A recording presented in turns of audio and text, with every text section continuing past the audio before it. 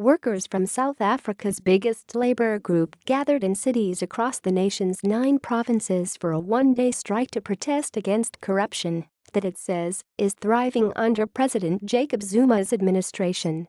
The shutdown marks a new low in relations between Zuma and the Congress of South African Trade Unions, which helped him win control of the ruling African National Congress in 2007 and then turned against him after he fired Pravin Gordhan as finance minister in March.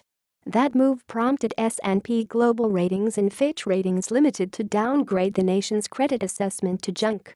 About 1,500 people gathered in Cape Town, while video clips circulating on social media showed hundreds of others in Johannesburg, Durban, Cape Town and other cities, many of them carrying posters calling for Zuma to resign or be fired.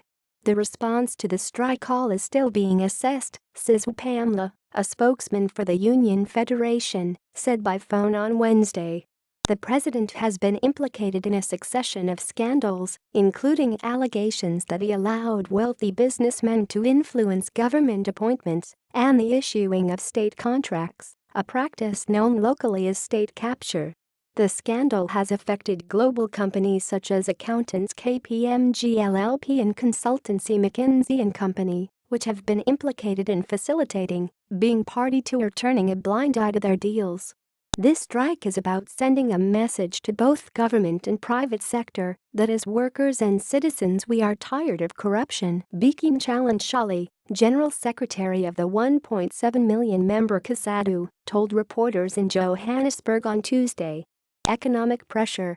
The labor action will place increased pressure on Africa's most industrialized economy, which the central bank expects to expand 0.6% this year.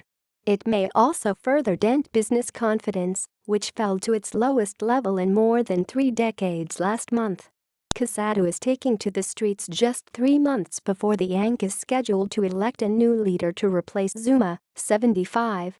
It's backing Deputy President Cyril Ramaphosa to take over from Zuma when he steps down as ANC leader in December, while the president's favored successor is Nkosazana Dlamini Zuma, his ex-wife and former chairwoman of the African Union Commission.